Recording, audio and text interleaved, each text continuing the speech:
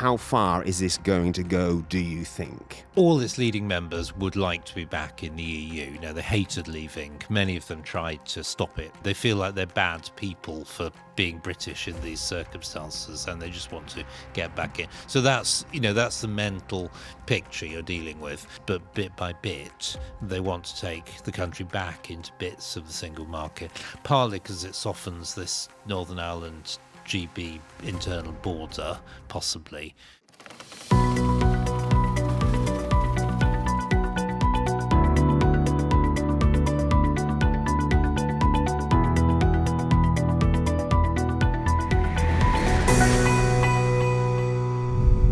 Hello and welcome back to the Brussels Signal studio. My name is Justin Stairs and our guest today is Lord David Frost.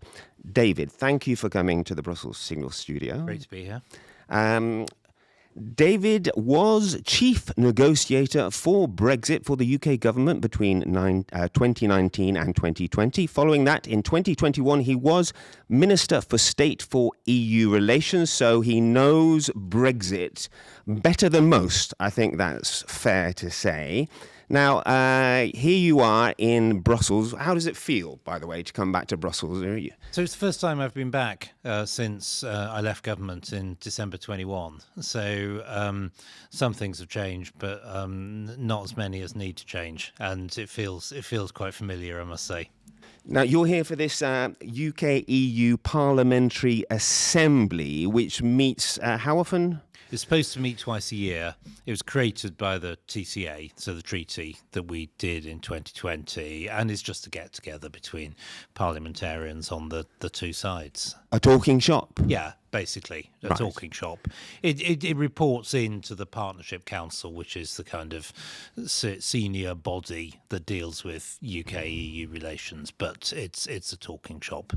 Nevertheless, they come up with recommendations, right? They do, and we have come up with a recommendation today, which I and my Conservative colleagues, sadly few in number since last year, but there's a few of us, voted against it because it sets out a perspective that we simply don't agree with, that all problems are solved by the UK and the EU getting closer together again, and the UK giving up some of its hard-won rights and sovereignty, and we simply don't want to go down that road. I mean, obviously the UK government does, but we want to make the point clear that we don't. And here you're talking about things like fisheries. Is that one of the points? Fisheries is one of them. The government wants to do a food SPS, food standards agreement of some kind. They probably want to align with EU law in some other areas as well. And of course, they want to do a security and defence agreement. And, they've definitely hit the right moment to get that on the table, even if we don't know exactly where it's going. So there are quite a few things in this mix, I think, that Labour want to do.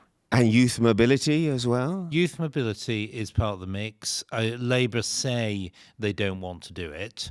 I'm not sure I believe them, to be honest. I think they will do it. I mean, it's a good negotiating tactic if they're prepared to, obviously. But I think in the end they'll be prepared to if it's on the right sort of terms. And what is the contentious issue as far as youth mobility is concerned? So on youth mobility, the problem is really that the EU has put out a draft proposal on this, which basically says it would be movement into the UK would be essentially uncapped for young Europeans. So that's quite a large number, obviousm Well, up to what age is I one think young? It's about 30 in this. Oh, right. So you're talking tens of millions of people for sure.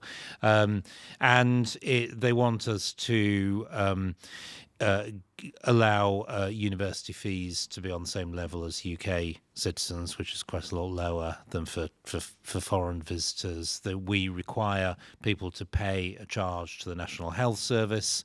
Whether they would get value for money for that charge, I don't know, but they're required to pay it. They want that to be dropped. And worst of all, they want It's unbalanced in the sense that all Europeans can come to the UK, obviously, but Brits have to choose their country and can only get a free movement right to one country out of the 27. So it's in many ways it's unbalanced. You could design something that might work, but I don't know whether the Europeans are really up for that. And on all these issues, the UK government will probably do a deal, do you think? I personally think so. I think they want to. I think they'll set out the kind of parameters of this summit that's happening in May, first UK EU summit, and then they'll negotiate through the summer. And, in the usual way, nobody will really be told what's going on, and will be presented with something and told it's a great deal and given about 2 days to think about it. Does that remind you of the negotiations you had back in the day? So it does in one way, in that we went right up to the wire, obviously on 24th December when we agreed the trade agreement. But in another, it doesn't, because we were very careful to set out early in 2020 what we were doing. We produced a big white paper, quite a lengthy document, set out what we would and what we would not accept and the kind of relationship we wanted. So obviously there was a negotiation, but everyone understood where we were trying to go and what would work and what wouldn't. Labour haven't done any of this, so we're all just guessing really what they want to do. Okay, now obviously having you here, the obvious question is how is Brexit going? But I plan to ask you that question, but before I do, here's another one. I thought maybe we'd turn it round and look at Brexit from the Brussels perspective. And the reason I ask this is because in your seat, I've had a number of what you might call Eurosceptic MEPs come in and talk about Brexit. And it has been surprising to me to see how few of them want to leave the EU. It's not even an option among the Eurosceptics in the Parliament today. They all talk about reforming the EU from within. In fact, I think in the Patriots for Europe group, you're no doubt familiar with the group, there are maybe 68 MEPs, and I understand only one of them actually wants his country to leave the EU. Why do you think this is? I think there's probably a lot of reasons behind it, I must say. I think part of it is just they look at the process of us leaving and think we're not sure we really want any of that. So that's part of it. I think partly, obviously, there still are quite a lot of net recipient countries that receive from the Brussels pots that others pay into, and that's a factor probably in Central and Eastern Europe. I think there's a bit of, this is how it's always been. We must kind of stick to it. And I do think that for some countries, being in the EU is a sign of kind of normal Europeanness and reputational good standing, that countries that, have been on the other side of the Iron Curtain or whatever don't want to give up lightly. And I understand that completely. All the same, I think, the EU has been on a bit of a conveyor belt, if not necessarily to a federal state, certainly to a more tightly integrated union. And I think that's going to cause problems for many, maybe a majority, I don't know, maybe not. They're going to have to think about, are they comfortable with the way the EU is evolving? And that's quite a big question. And towards a federal state, you think it's not or is? Well, I think all the kind of cultural pressure, obviously, within the EU institutions is towards more integration. Even now, that's the kind of, what you get rewarded for doing. It is running up against limits now, I think. Partly because it's gone so far already that it's really running up against core propositions of national sovereignty in a lot of the EU. And so, even not traditionally Eurosceptic countries are kind of, that is producing a political reaction. And you've got issues like migration where, traditionally the EU hasn't had much of a say, hasn't had much power. Now, quite a few member states want the EU to do something tough on migration, and that too, I think, is changing the culture. So it is changing, but not enough yet, I don't think. You mentioned net recipients. Obviously, for those who don't know, the net recipients are countries that get more money from the EU than they put in. Is it impossible for a net recipient to ever leave the EU? I mean, there's that factor, isn't there, in that very few countries are going to vote for losing a lot of money. And how about the euro? And to what extent does the euro lock in? Is the euro reversible? I mean, I think the euro is a problem for any country that's adopted it. I mean, it makes it extremely difficult to leave in isolation, I think. Not impossible. Depends how much pain you're prepared to take, but certainly extremely difficult. How long the euro is going to last, that's a different question. There's certainly pressures building up within it, but I guess it's here for the time being. So I think the euro is a factor. But I would say, countries need to think very carefully about what's important to them. A check from Brussels is valuable, but so is sovereignty and self-esteem and being able to control your own affairs. And you have to decide what's more important in the end. So maybe being a bit poorer is the price you have to pay for sovereignty. In the short run, if poorer is only about EU transfers, of course, being outside the EU ought to enable you to do what we should have done, which is liberalise and reform and get your economy going again. And we haven't quite done that. But in the long run, that's more important than any transfer you get from anybody. Okay, you say you're right, what we should have done. So what's gone wrong? I think Britain, it was such a supreme effort that to get out of the EU in the end after the referendum. It took 4 years of complete pain into the constitution was nearly wrecked in Britain. It looked like there were moments where it looked like it just was not going to happen, and yet in the end we kind of drove through it. And I think it was like such a supreme effort that lasted for so long that there was a kind of counter reaction that just said, look, we just can't take any more turbulence and change for the time being. Then we got COVID, of course, which was like massive turbulence and change. And all this kind of squeezed out a proper discussion of, okay, what do we need to do domestically? How are we going to strip out these EU regulations? How are we going to get the tax burden down? What about net zero? What about all the other constraints? And of course, we failed to control migration, which is the one thing that was in our power very easily, should have been done. Everybody wanted to have done. And yeah, we didn't do it. Why not? Good question. I don't really know, I think, is the honest answer. I think my best, I wasn't really involved in the discussions on migration, but I saw some of them happen. And my best explanation for what happened in 20 and 21 in terms of visa liberalisation is that people got spooked by the shock to the economy of COVID. Was COVID primarily.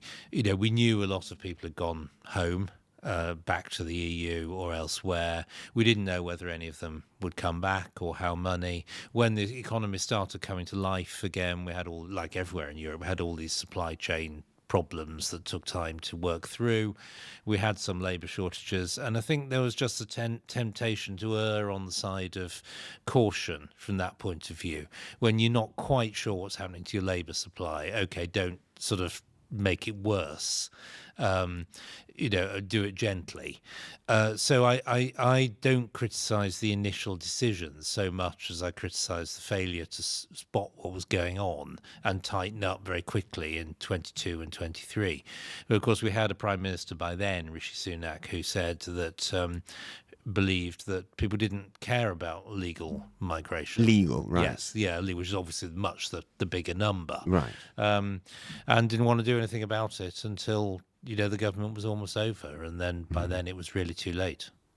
Because I suppose you could draw a comparison between migration problem issued in the UK and what's happening now on continental Europe. I mean, it seems very similar. Talk about processing arrivals offshore, all this kind of thing. Maybe Brexit hasn't made any difference.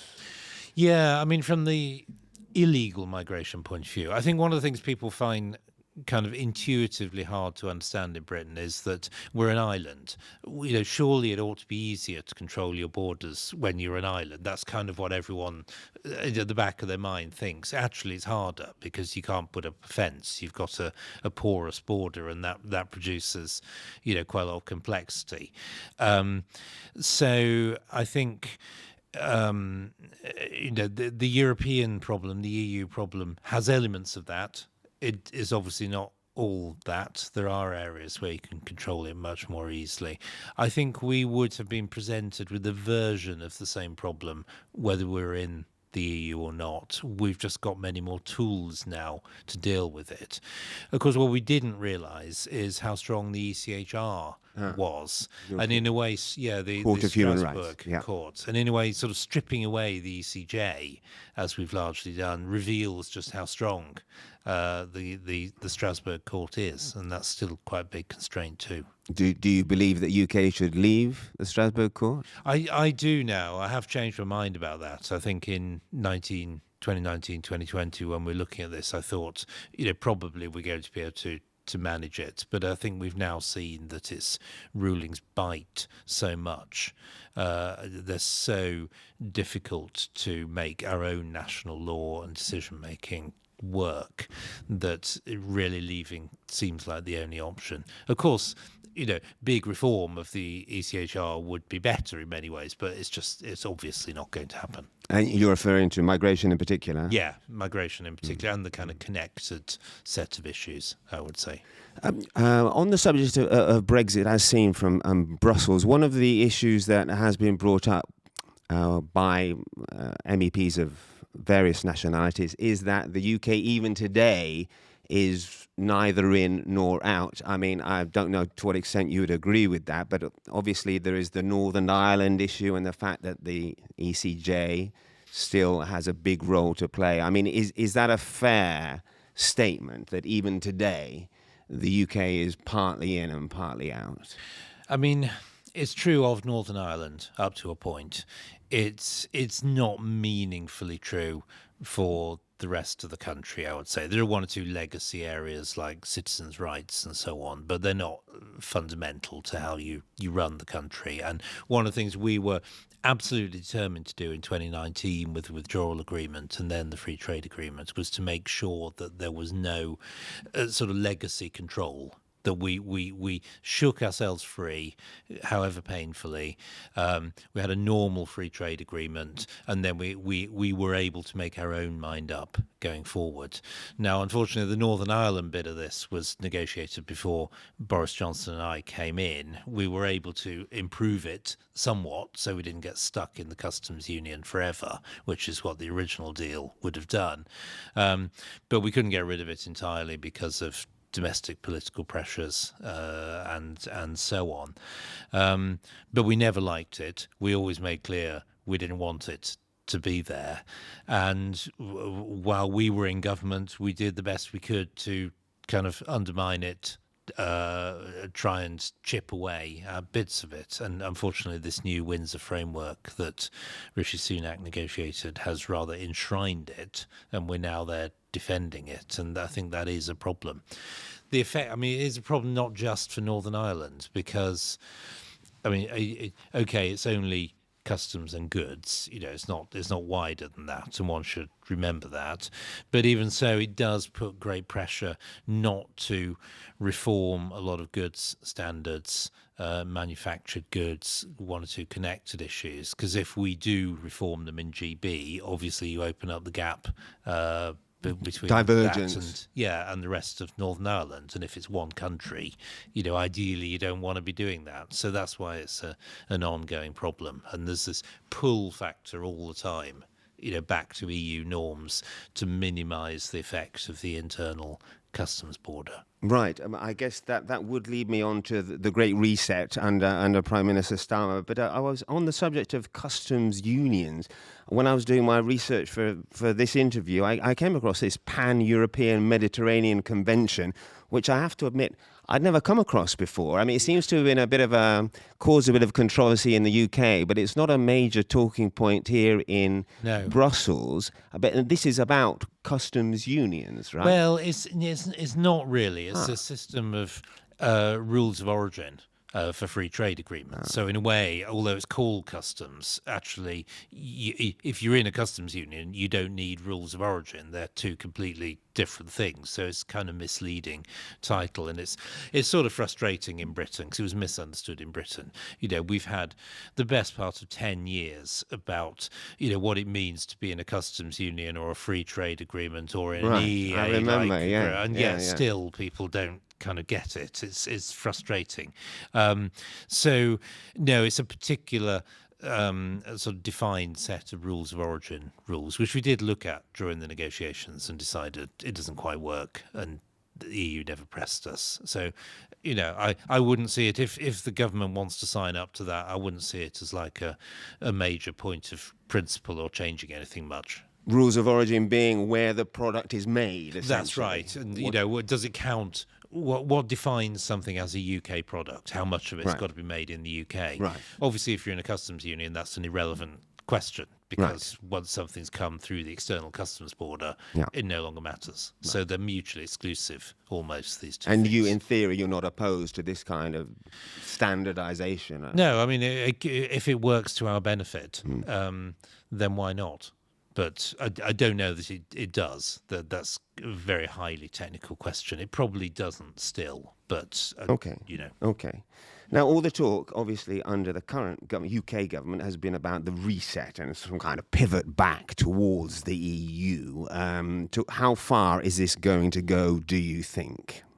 Well, I think this government, all its leading members would like to be back in the EU. They hated leaving. Many of them tried to stop it happening, including the Prime Minister, Keir Starmer.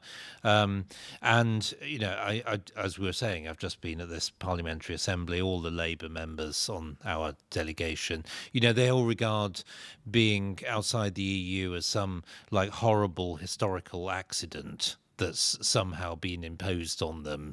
History has somehow gone awry, and they just want to, they feel like they're bad people for being British in these circumstances, and they just want to get back in. So that's the mental picture you're dealing with.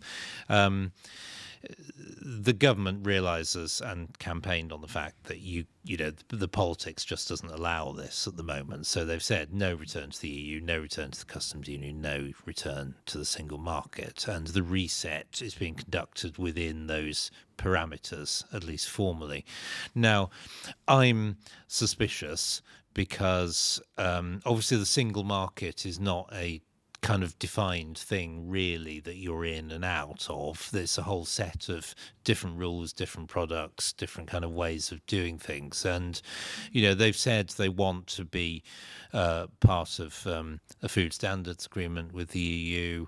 They've said they would probably like to look at chemicals industry alignment and harmonisation. They're just passing a law back in the UK which will give ministers the power to align our goods rules on EU law.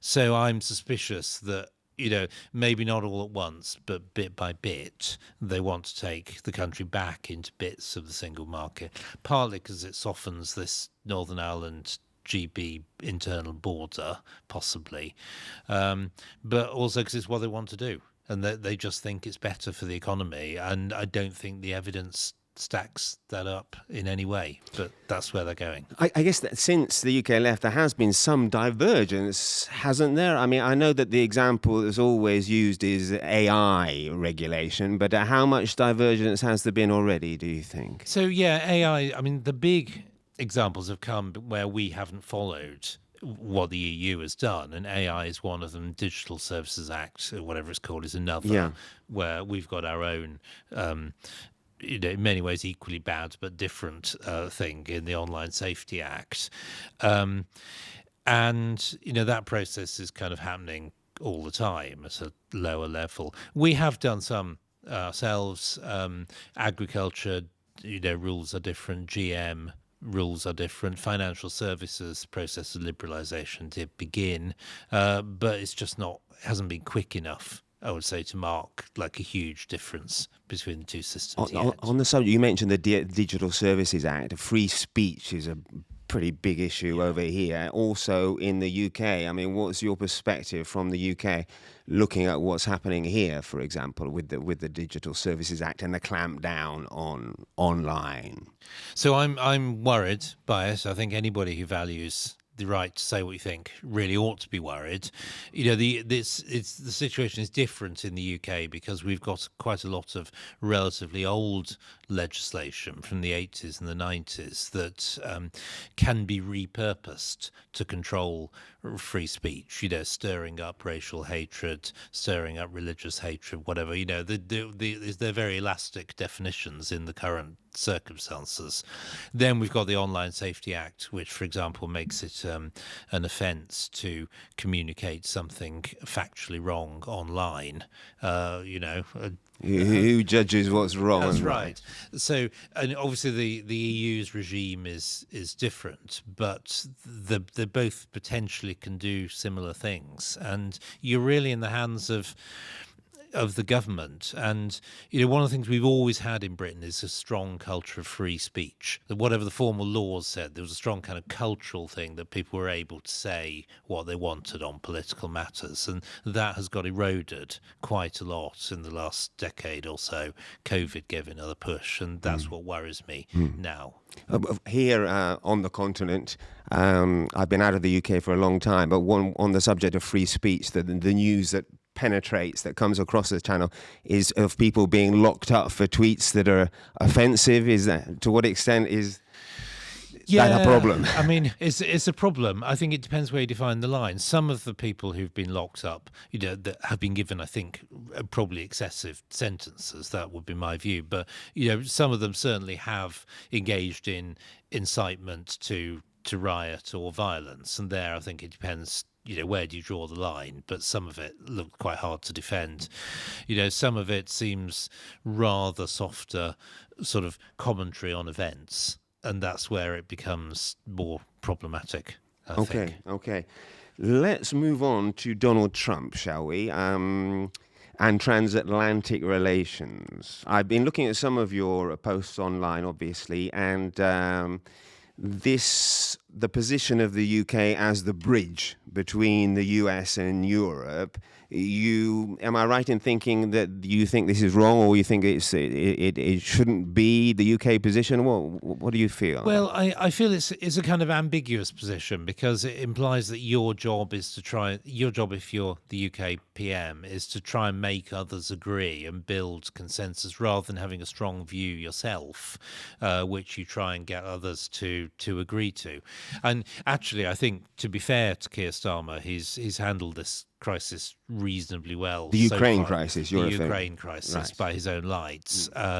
He has, I think, you know, he hasn't gone along with the European position completely. He hasn't gone along with the American position completely. We do have a fairly firm view, and he is, I think, trying to persuade others of it. Whether it can be done, I don't know. But he still likes to describe it as a bridge, and I'm not sure it really is a bridge. I think he's being more, he's exploiting the freedoms of Brexit more than he likes to admit, probably, on the world stage just at the moment. Do you think we're headed towards a world war? Well, I certainly hope not. You know, I think we have got very casual over the last few years, we, the West, generally, about the risks of escalation, military confrontation. You know, we've got drawn in Ukraine for, you know, a mix of defensible reasons and less defensible probably, but we've got drawn in, and I think we've got very casual about where it could lead. It was always a principle during the Cold War that nuclear powers didn't get into direct confrontation with each other. It was always through kind of proxies, and both sides sort of backed off when it looked like there was a real problem. And you know, I worry that we've got a bit sort of casual about the risks of it in recent years. So I'm personally very happy to see attempt being made to see if we can de-escalate in Ukraine, imperfect though it may be. Is there a scenario under which UK troops should be sent to Ukraine? I'm very skeptical myself, I must admit. I wouldn't say like never, because who knows what the situation's going to be, but I'm very skeptical, partly because the British Army is just so weak and has sent away most of its kit now, it seems. Partly because it could be very ambiguous mission. I'm not up for getting into direct confrontation with the Russians, really, and I'm not sure how many Europeans really are, whatever they say now. And it seems to carry that sort of risk. I remember one of my very first jobs in the Foreign Office all these years ago in the early 90s was during the first phase of the Balkans crisis, and I remember just how ineffectual British and French peacekeepers, so-called, were in Bosnia, because they just didn't have the powers to engage. They were more hostages than real peacekeepers to events, and I would really worry that without a very clearly defined mission, we'd risk getting into something like that again in Ukraine. Is the US abandoning Europe militarily? Well, no, I don't think it is. I mean, I think Trump is trying to create a degree of scary ambiguity for a lot of Europeans, and I don't blame him. We haven't been doing what we should be doing by way of spending on the military for a long time, and we need to step up in that. I don't agree with those who say, all of a sudden Trump has changed sides, all this kind of thing. I think that's the wrong way of looking at it. I don't think that's what's going on. I think, the old rules-based international system, so-called, it always depended on a hegemon,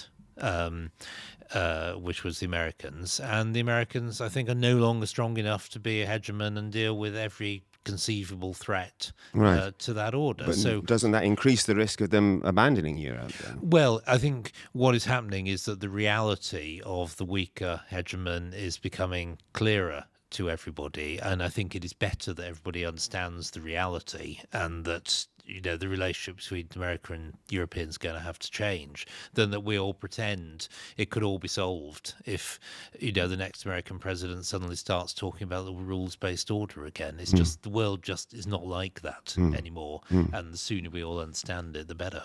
And does that mean the UK army needs to be beefed up? You mentioned the weakness of the UK army. I mean, you could say that about many armies across Europe, right? Totally. I mean, obviously it should. Obviously there's a debate about what is the priority for military spending now, I think, and particularly for a country like the UK that's got various options. But the problem is it all comes back to economic growth.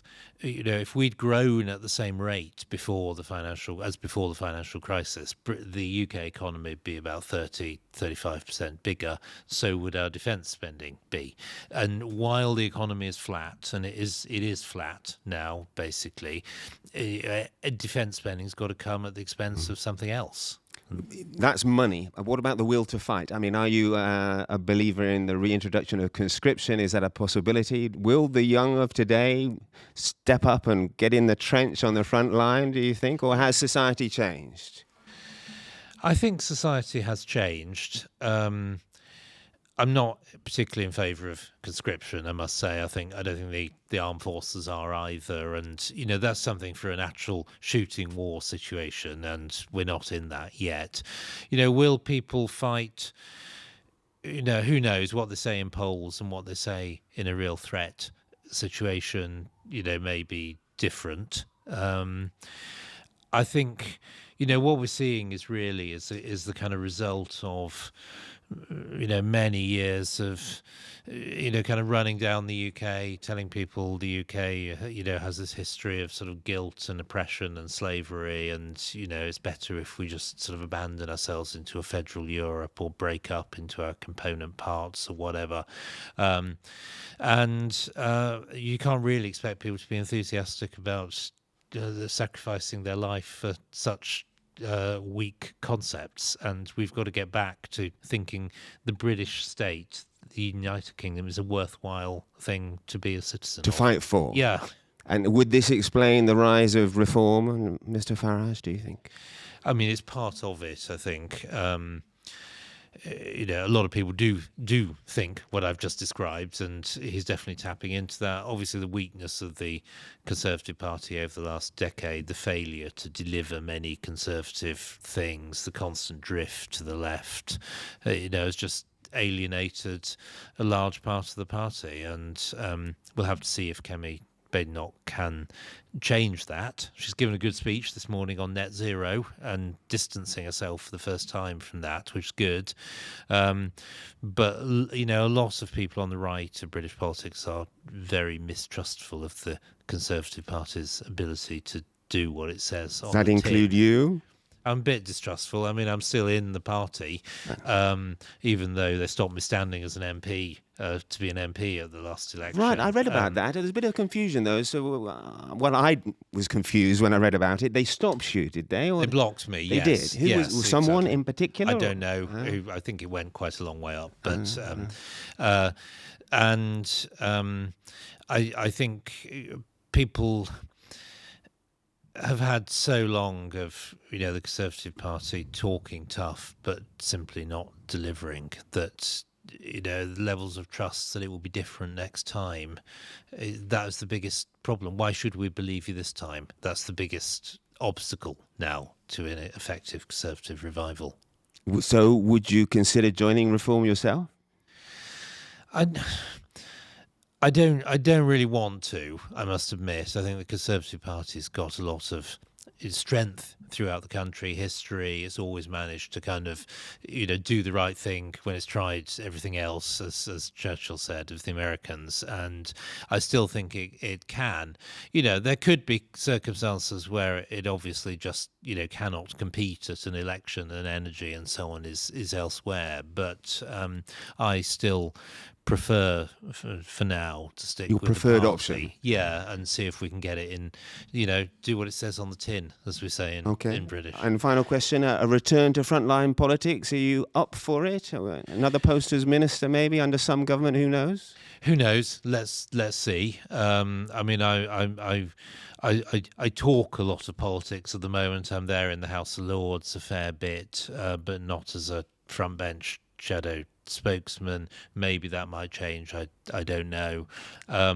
So yes, definitely up for it. But I'm most concerned that the policy is right. We badly need to get rid of this kind of collectivist socialist drift that virtually all the British political class has had over the last 15, 20 years. We've got to get rid of that and start moving to the right again, normal, sensible, conservative policies. And that, at the moment, I think the best thing I can do is just keep speaking for that and reminding people why national independence and sovereignty is the best way of delivering policies that suit your country. And that's what I keep trying to say. We'll end it there. David, thank you for coming in once again. It's a pleasure. Thank you. And thanks for watching.